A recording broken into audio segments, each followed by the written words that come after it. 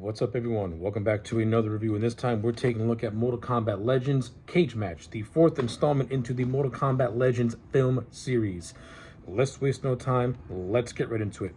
Overall, I really like Cage Match. I thought this was a fun animated movie. Actually, to be honest with you, I've been a fan of all the Mortal Kombat Legends movies. I think they're all good in their own right, with the weakest one being Battle of the Realms, which I thought tried to shove so many things into one movie that it ended up just having a very convoluted storyline. But to me, these movies are at their best when they're singular focused. Like Scorpion's Revenge was a Scorpion story. Snowblind was a Kenshi and Sub-Zero story. And this is a solely Johnny Cage story. And this movie fits the personality of Johnny Cage. Like anything you want in a Johnny Cage movie, you get in this one. And it's good. Now, not all of this movie's perfect. I would have done things a lot more differently. This movie does change. This movie does change a lot of the lore when it comes to certain characters, but how it handles most of them, I thought was pretty good. I like the 1980s aesthetic this movie has. It has a throwback to stuff like Miami Vice and things like that. The artwork is very poppy, is very neon lights, it's very colorful. This movie utilizes a 1980s soundtrack to its advantage, and you really do get that aesthetic and feel to it. And that's one of the main things that I really liked was the overall animation and production value of this movie. You can tell a lot of thought and care was put into this thing, to every detail. Real big fan of the animation. In terms of the movie's voice cast, you can't go wrong. I was a fan of Joel McHale as Johnny Cage from Scorpion's Revenge, and it's no different in Cage Match. I think Joel McHale fits the role of Johnny Cage perfectly, and this movie gives him a chance to really flex his muscle as the character, and I thought he was wickedly entertaining. No, he was funny when he needed to be, and he was serious when he needed to be, but he never lost that Johnny Cage charm. Now, Johnny Cage as a character in general, he can be a little too over the top, a little too overbearing.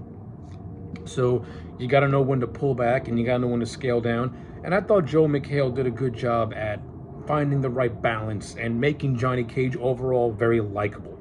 Like he does have a lot, like McHale does have a lot of moments in his voice acting where he could be a little too much with it, but then he has moments where he can be very scaled down with it, and it works. It's an overall good performance by Joe McHale as the character of Johnny Cage, making him pompous, arrogant, yet also very, very likable. I like the interactions that Johnny Cage has with a lot of characters, especially his assistant. This character by the name of his assistant is this character named Chuck Golden, who is more or less like his unofficial buddy. And this movie is kind of like a buddy movie with Johnny Cage and Chuck. And I like the chemistry between Joe McHale and the actor who voiced Chuck. I thought they played really well off one another. I like that Chuck idolizes Johnny Cage and looks up to him as a hero. And I like how Johnny takes advantage of that in a lot of areas.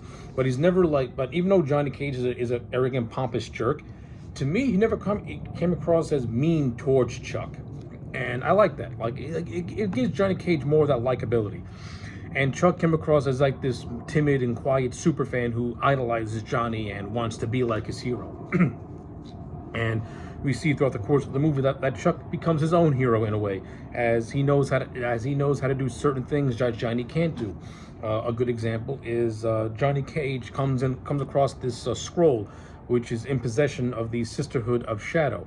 Now, in order to get to this scroll, so the overall plot line of this movie is Johnny Cage's co-star named Jennifer has gone missing. Now Johnny Cage has to go on a search to find Jennifer, while all the while he has to fight demons from the Netherrealm. And he comes into contact with, characters from the games like Ashura, Jakata, Kira, and Serena. It's revealed in the twist that Jennifer was Serena the entire time, who is a loyalist of Shinnok. So that's the overall plot line of the movie. Now back to what I was talking about earlier. So basically, Johnny Cage has to go on a search for his co-star named Jennifer. He does so by going to her house, where he stumbles across Kira and Ashura having a fight in the bedroom. And this leads to a very entertaining chase scene and fight scene. And also, Joe McHale gets to flex his comedic muscles when he commandeers a tour bus, and he gives these little anecdotes about about the sights being shown, which I thought was actually really funny. And the chase scene itself between Ashura and Kira is also very, very entertaining. Ashura is voiced by the great Kelly Yu, and I thought she did a fine job as Ashura. I think she has some moments where her voice acting could be a little stilted in some areas, but I thought she was fine. It's come to be revealed that Ashra is actually working with Raiden, who who was in one scene and then you forget about him. Yeah, that's strike number one. Wasn't really overly a big fan of the utilization of Raiden. I would have liked to seen Raiden have a little bit more to do instead of just having just one scene with Ashra. Like maybe have a scene of Johnny Cage and Raiden meeting up, or Ashra taking Chuck and Johnny to see Raiden. Instead, Raiden has one scene and you never see him again. He's voiced by Dave Mitchell, who has been voicing Raiden since the beginning of the Mortal Kombat Legends film line. I like him as Raiden as a voice. I like his voice as Raiden. To me, Raiden as a character was underutilized in this movie. It's more or less like a cameo, which I'm not a fan of because I don't want to see Raiden involved in fighting, but I'd like to have seen Raiden be a mentor to Johnny. I think that could have been very interesting, and you could have made a nice little parallel as to how Raiden mentors Liu Kang and to how Maiden mentors Johnny, like these two conflicting personalities, and seeing how this movie pretty much focused on something like that could have been actually really cool to see, but we didn't get that.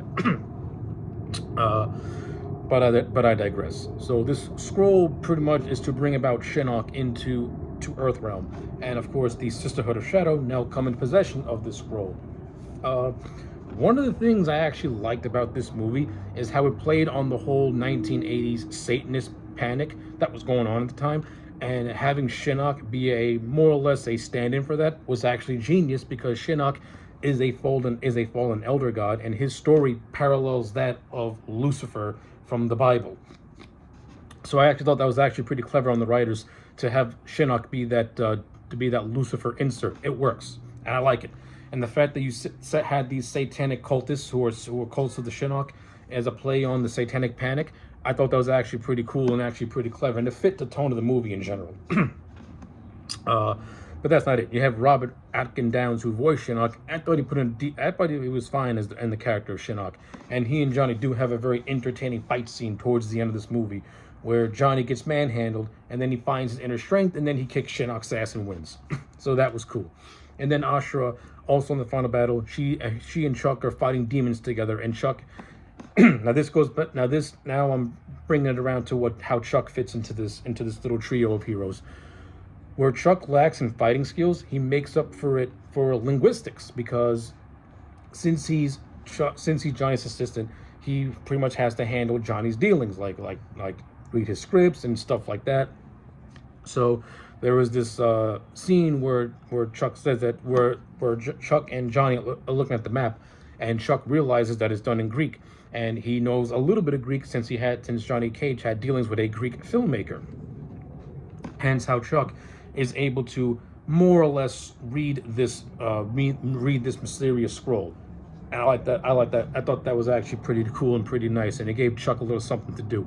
One of my favorite scenes in this movie is when Johnny Cage goes to see his agent by the name of Doobly, voiced by the late Gilbert Gottfried, and I thought the scene was absolutely hilarious. The amount of F-bombs in this entire scene cracks me up, and the big revelation of Doobly being a demon was actually pretty funny, and I enjoyed that a lot. I also like when Johnny Cage tells his backstory to Chuck. I thought that was actually pretty cool too, and it's actually Johnny's backstory that inspires Chuck. You know, we find out that Johnny was a loser. He was a wimp in school. He found martial arts. He was trained by Master Boyd, and then he traveled the world, honing his craft and becoming a pretty damn good martial artist. And I like how, and there's actually this scene where he's in LA and he stops a guy from being robbed, and the guy he ended up saving ended up being Doobly, which I thought was actually pretty fun and a nice little callback. Like pretty much from that moment on, Doobly dedicated his life to Johnny Cage and always taking care of him.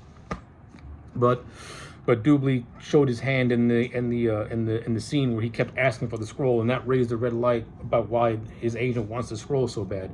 And it's revealed that Doobly was another realm demon the entire time. That was a nice little twist. I also like the scene of Chuck trying to get the receptionist's phone number, and then and just as he's about to get it, the demon Doobly falls to his doom and ruins the whole thing. Poor Chuck can't catch a break.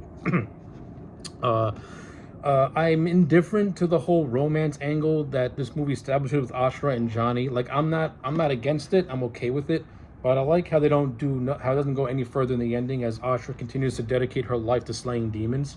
So that was cool. 'Cause that's pretty much part of Ashura's backstory in the games is that she's a Netherrealm demon who wants to find redemption, and she does that by trying to kill as many Netherrealm demons as she can to cleanse her soul. You know, I like that. That's cool. And you also have the core members of the Sisterhood of Shadow and Jakata, Kira, and Serena. I'm not a fan of how this movie handled Serena because Serena in the games, she more or less is like an anti-hero. She's kind of similar to Serena in a way, and when she's a Netherrealm demon who wants to find redemption. But in this one, she's just a loyalist to Shinnok, and then she gets killed off, and that's it. The same thing happens to Kira and Jakata. They don't really mean much. To Kira and Jakata. Like Jakata pretty much tries to lure Johnny in by having him go to this club, and then but it leads to her getting like wiped out. And then same thing happens to Kira when she was being chased by Ashura. But everything pretty much leads to Serena bringing in Shinnok, and that's what leads to the whole final battle, which I thought was pretty cool and very interesting. And I like the ending of this movie as well, where Johnny is like giving a "where are they now" type of thing. We see that his romance with Ashura never went nowhere because she chose to want to fight demons. We find out that Chuck tried to do martial arts but didn't work out, but he ended up being Johnny Cage's stunt double by going by the name of Mocap, who is a character who is like a throwaway character in the games that was mostly done as a tribute to Carlos Pacino. But I also like how this movie tied itself into the into the Mortal Kombat games as Mocap, as Chuck being the mocap representation of video game Johnny. I thought that was actually pretty cool and actually a nice little thing. So yeah, when all is said and done, I don't think Mortal Kombat Legends Cage Match is a perfect movie. It does have some things I would have done differently, but it is a very entertaining movie. Joel McHale's Johnny Cage is awesomely entertaining. The fight scenes are what you want in a Mortal Kombat animated movie. The story is really nothing all that spectacular, but it doesn't really need to be. You know, Mortal Kombat is known for its storytelling and its characters, but the storytelling in Mortal Kombat can get very convoluted as well. But I thought this told a nice standalone contained story of Johnny Cage going from arrogant asshole to a hero. And I thought it did that very, very well. So yeah, when all said and done, Mortal Kombat Legends Cage Match to me gets a solid 8 out of 10. I recommend it. Give it a watch. So yeah, those are my thoughts. Let me know yours in the comment sections down below. Like the video and subscribe, and I'll check you back next time for more.